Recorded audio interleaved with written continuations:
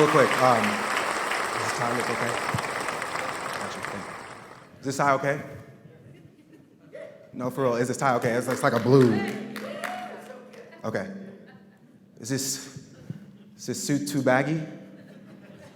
I mean, my wife picked it out. Is this suit too tight? Okay. Thanks, man. Is my hair just right? It's a fade. All right. You know, because I'm feeling a little overwhelmed. You know, these people are perfect.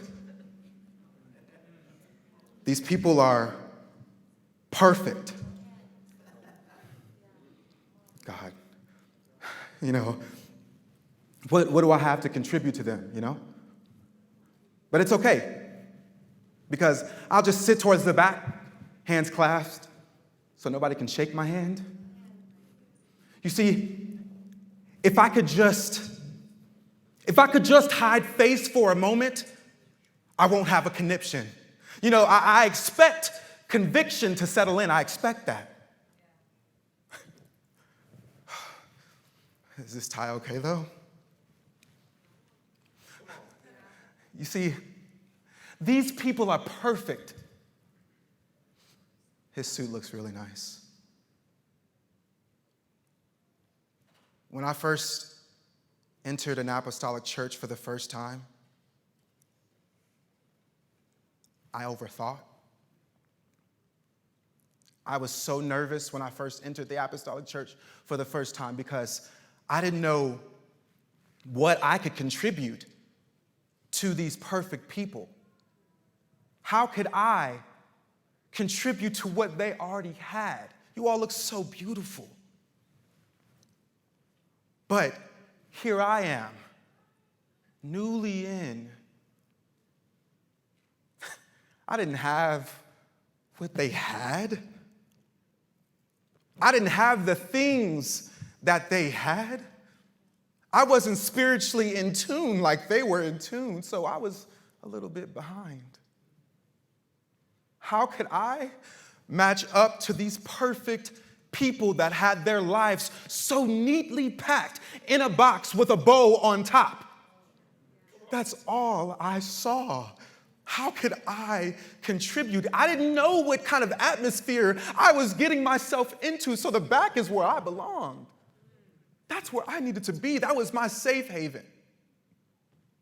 Before entering the apostolic church for the first time, I was depressed. It almost made me sick daily. I didn't want to compare myself to people, but it was easy to do that because that's all I saw. Suits, $800. Dresses, I don't know how much they cost. But I wanted to be a part of something greater because the world had me at a grasp.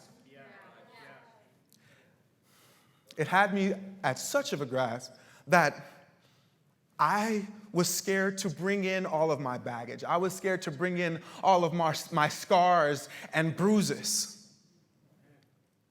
It would have been easy for me to remain at home. It would have been easy for me to just watch from the outside. It would have been easy for me to tell my friends, no, I don't want to go. Because I'd been invited multiple times. And each time I was invited, something else came up, thank God.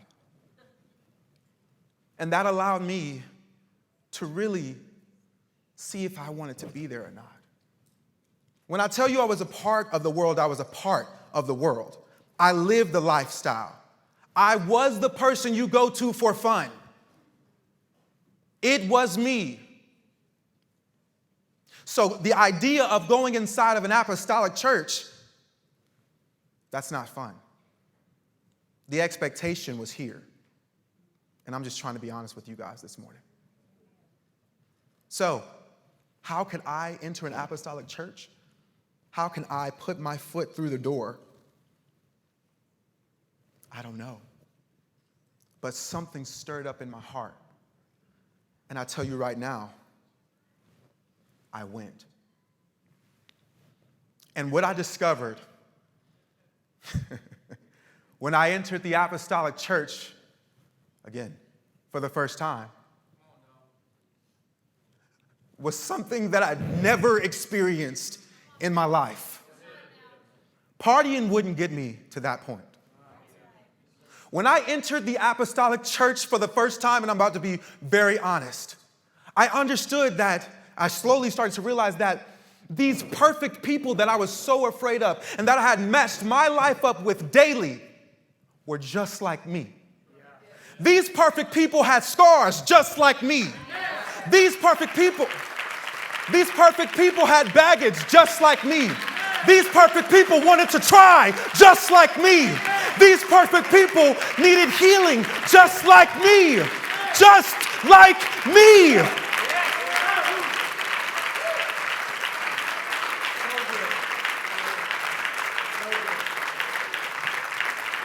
I didn't know what to really expect, but when I walked into the building and everyone greeted me with love and compassion, no matter what my history was, because I for sure thought that they were going to shake my hand and 2 minutes later have a conversation with their friends and I'd be the topic of conversation.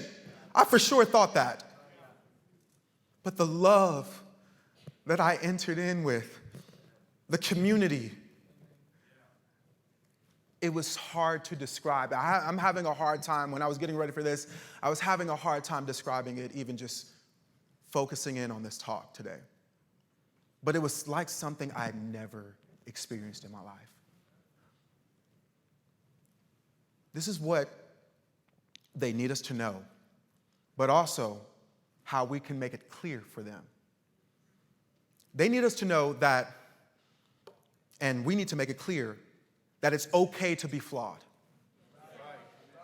It's okay to have baggage. It's okay to be broken. Because I've seen it and I am a witness to it, that God can take you from your lowest point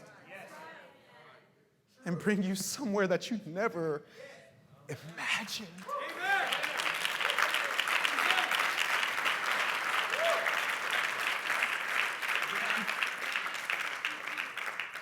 They need us to know that there is a church that will welcome them with open arms, no matter their history and no matter their past. They need us, this is what we need to communicate to them, that it is never too late for God to save you out of the depths of sin that you're in. Because the world has politics. They don't need that here. The world has envy and manipulation. They don't need that here. The world has drama. They don't need that here. The world doesn't have love. They need that here. The world doesn't have freedom. They need that here. The world doesn't have the Spirit of God. They need that here. I promise you, no matter their skin color, no matter their history, no matter who they are, they need us. They need you. They need me. They need God. Yes, we have the pretty things. Yes, we have it all. We have everything. We have the glitz and the glamour with the lights, the smoke, the stages. That's all great, and I'm not tearing that down. But can we be authentic? Can we be real with them? Because I needed that. I'm telling you right now, it made a world of difference for me. So when I went home and I laid my head down, one of the things I was able to say to myself was, I'll try again tomorrow. I'm telling you all right now, from the bottom of my heart, that's what they need. They need us to be real. They don't need the glitz and the glamour. They just want us, our authentic self. Can we give that to them? That's what they need. It has been an honor. Thank you so much.